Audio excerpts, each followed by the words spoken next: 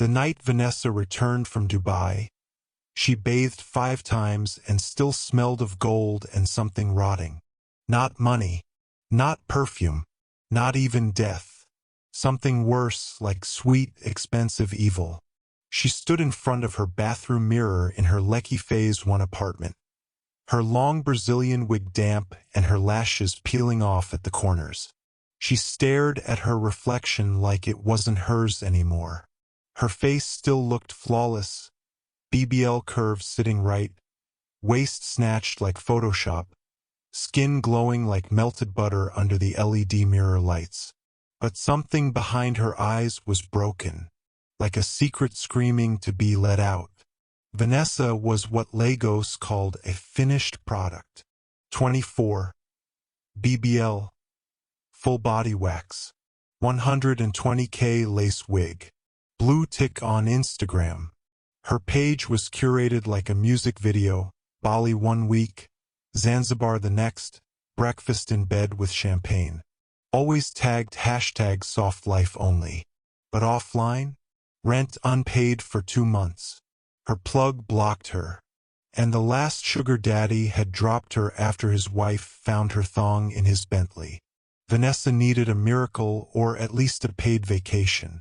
She was at Bianca's place in Victoria Island when the call came in. Bianca, her bestie and co-member of the Soft Life Circle, was lounging in a robe, painting her nails blood red, while Vanessa scrolled through DM requests looking for sponsors. Bianca looked up and said, "You still ghost your life?" Vanessa sighed. "It's dry out here, babe. Instagram is sweet, but my account balance is crying." Bianca smirked. "That's why you need to level up. I told you, Gigi Circle is the real plug." As if on cue, Vanessa's phone lit up. "Private number." She answered. A cold, smooth female voice said, "Vanessa, I heard you're ready for the real soft life.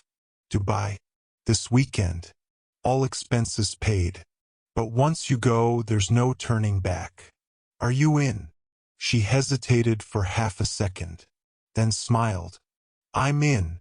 The airport check-in was seamless. Private concierge. Champagne flute in hand. Her passport, stamped with a new visa she didn't apply for. The girls flying with her? Tasha. Dark-skinned bombshell with a savage tongue and a sharp-nosed job. Chloe, the quiet one. Pretty, polished, always reading some self-help book she never seemed to finish. And Queen Gigi herself. Tall, terrifying, and effortlessly rich. Rumored to have 5 passports, 6 surgeries, and no soul. Gigi never smiled. She observed. As the jet took off from Lagos, Vanessa felt like a queen. "I don't blow," she whispered to herself. None of the girls spoke much, except Tasha, who kept giggling and sipping pink Moscato. Chloe sat near the window, staring into the clouds, mumbling verses Vanessa couldn't hear. Gigi sat apart, her phone face down, eyes closed. Vanessa leaned over and asked, "What's the plan when we land?" Gigi opened her eyes slowly. "The plan is to stay pretty, stay quiet, and don't ask questions after midnight." They didn't land at the main airport. A private terminal greeted them instead, with black Range Rovers and men in long white robes. The villa was a dream. 3 floors, an indoor waterfall, chefs, silent maids with no eye contact, and perfume diffusers in every hallway. On her bed, Vanessa found a gift bag. Inside, a gold dress, diamond anklet, red lipstick, a black envelope with her name in cursive. "Tonight, you meet your host." That night, everything looked like a fantasy. Vanessa wore the dress, fit like a glove. Her skin glowed, her heart raced. The girls were escorted into a dimly lit hall with mirrors on all sides and a chandelier shaped like a crown of thorns. No music, just soft whispers, in Arabic Or was it a prayer? An old woman entered, cloaked in black lace. She walked in barefoot. Her anklets made no sound. Behind her, men in white held golden bowls. Vanessa whispered, "What's going on?" Tasha laughed nervously. "It's just part of the experience. You've never had real clients before." The old woman lifted her hand. One by one, each girl was handed a black feather and told to repeat a phrase. "I take the gift. I bind the bond. I forget the cost." Vanessa's stomach turned. But she spoke. And the moment she did, her mind went blank for exactly 6 minutes. She woke up in her room, fully dressed, anklet gone, black feather on her pillow. No memory of the night. None. But when she looked in the mirror, her reflection blinked twice before she did. And that's when her nose started bleeding. She wiped it quickly, covered it with makeup, smiled for a selfie, posted, "Dubai vibes. Energy too expensive #booked and busy #no sleep just money." The return was even more luxurious. Private jet, bags full of Dior, envelopes of cash. Bianca screamed when she saw her. "Ah, baby girl, you're shining like angel dust." Vanessa hugged her tightly, too tightly. Her hands were cold. Bianca pulled away. "Are you okay?" Vanessa laughed. "Perfect. I feel brand new." That night, her DMs exploded. Brands, men, international photographers. A man offered her $10,000 just for a dinner date in Abuja. But when she slept, she saw a man in her dream. No face, just gold rings. He kept whispering, "Bring another, or give me your voice." Vanessa woke up screaming. Her reflection didn't. She couldn't sleep for more than an hour at a time.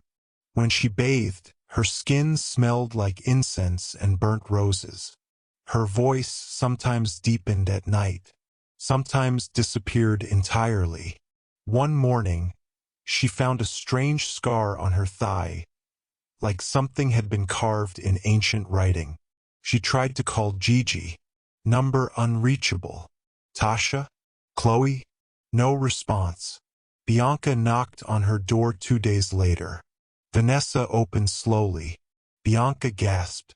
"Why are your eyes black?" Vanessa blinked. "What do you mean?" Bianca stepped back. "You need a pastor. Like now." But Vanessa just smiled. "I'm fine. Don't worry. I'll be fine." That night, she walked into her bathroom mirror.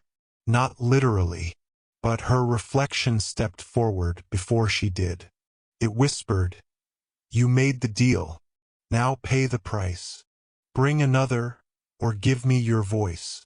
Those were the words Vanessa heard every night since she returned from Dubai. They didn't come from anyone in the room, not even from inside her own head. They came from behind her reflection. No matter where she looked, the mirror, the water in her tub, the dark glass of her phone screen. There he was, a faceless man in gold rings, hovering behind her shoulder, whispering the ultimatum over and over. And now sleep was a stranger. Bianca returned the next morning, holding a bottle of anointing oil and 2 sachets of Holy Communion from her church. "Vanessa, I'm serious. You look possessed. You haven't been online. Your eyes are darker. And this smell, what is it?" Vanessa opened the door wider. She didn't remember lighting incense, but the entire apartment smelled like frankincense and burnt feathers. Bianca hesitated, then stepped inside. What really happened in Dubai? Vanessa poured water into a wine glass and sat on the edge of her couch. "I don't remember everything, but I signed something. They said it would bring abundance. And it did. My bank account is booming. Brands are reaching out. Men are begging me to fly out." She paused. then whispered, "But I think I brought something back." Bianca froze. "Brought what back?" Vanessa looked toward the mirror and whispered, "Him." Vanessa tried calling Chloe again. Still no answer. She DM'd her. No reply. Checked her page.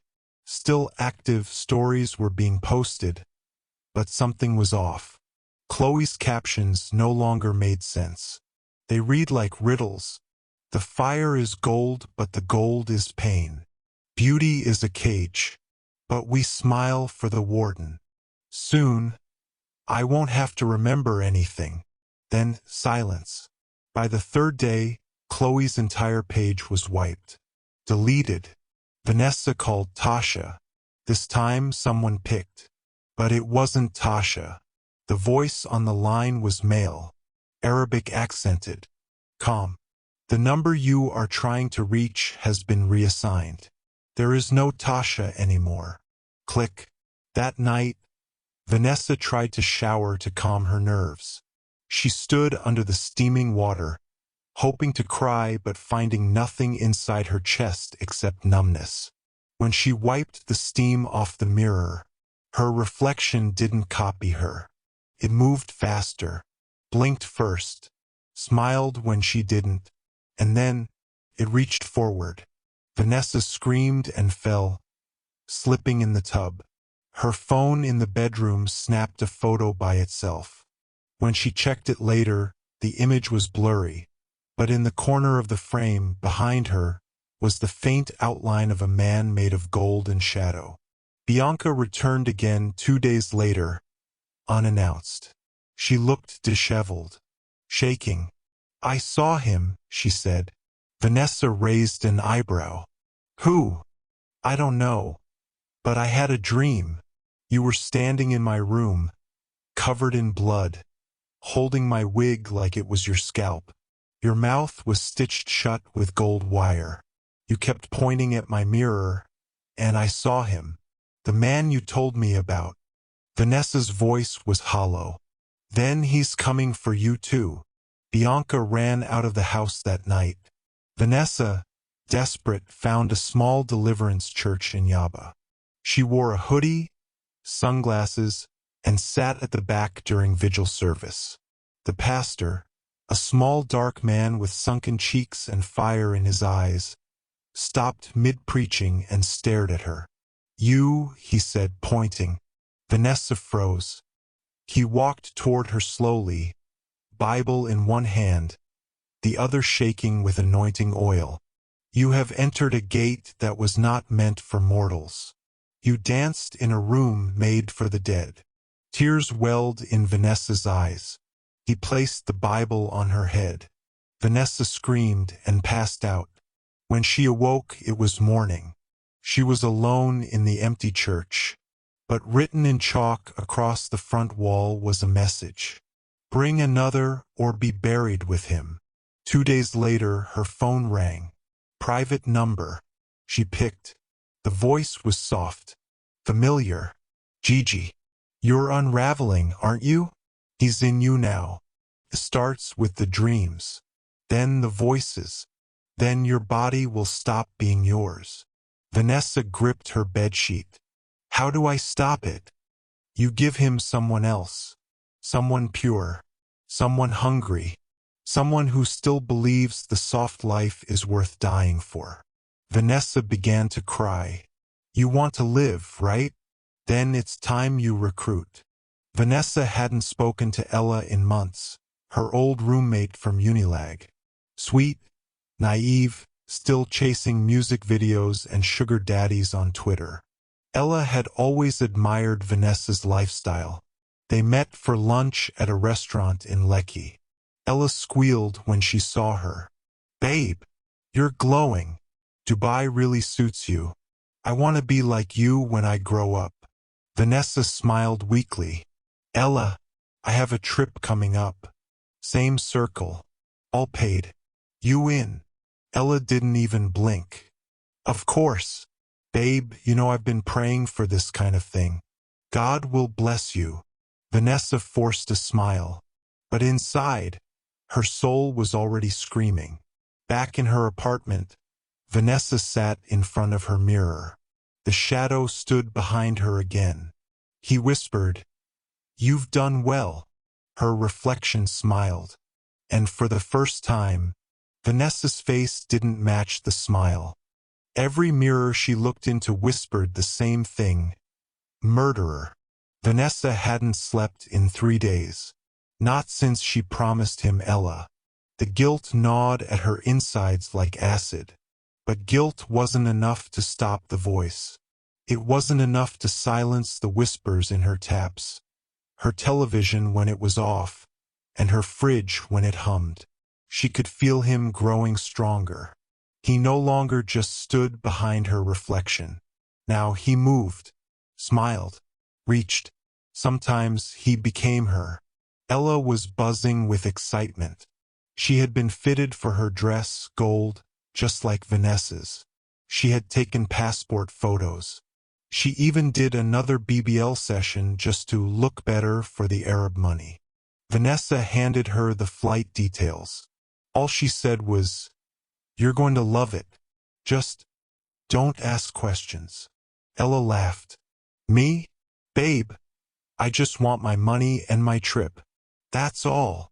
Vanessa nodded but couldn't breathe. Vanessa sat in her living room, staring at her childhood Bible. It was the one thing in her apartment that hadn't moved since the whispers began. She opened it to a random page. Her finger landed on, "What shall it profit a man to gain the world and lose his soul?" Her body trembled. The clock ticked. In the mirror she saw him, wearing her skin now, sitting where she sat, but smiling when she wasn't. A perfect replica, down to the mole on her shoulder.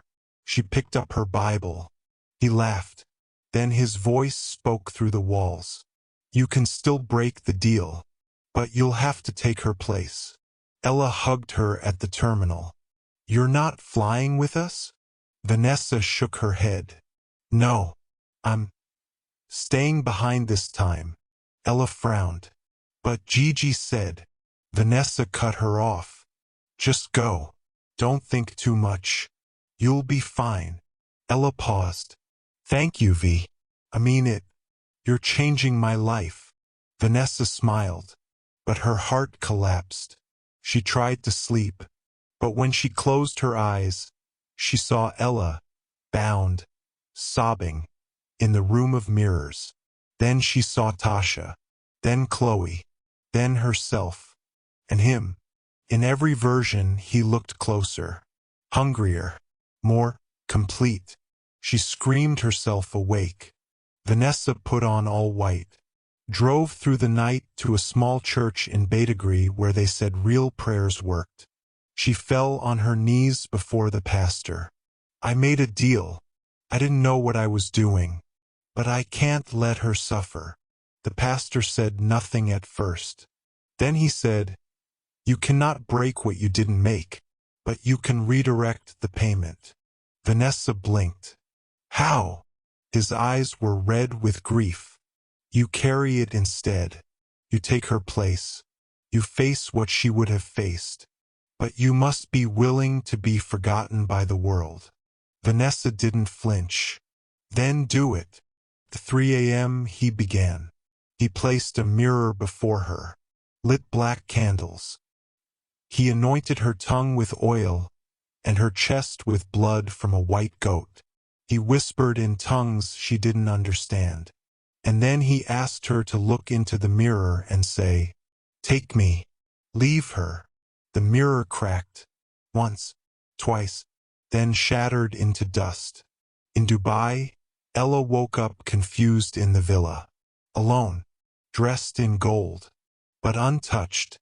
No whisper, no voice, no feather on her pillow. She was told her flight home was rescheduled. She returned to Lagos the next day, shaken but safe. She tried calling Vanessa.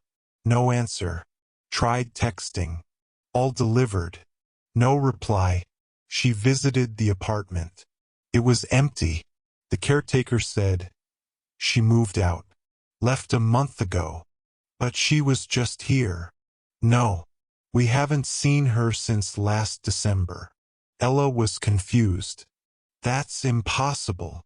She opened Instagram. Vanessa's page? Gone.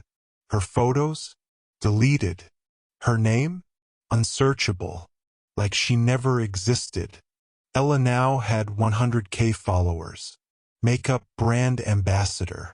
Music video queen. She stood in her bathroom, doing her skincare routine. She smiled at herself, then paused. In the corner of the mirror just behind her, flash.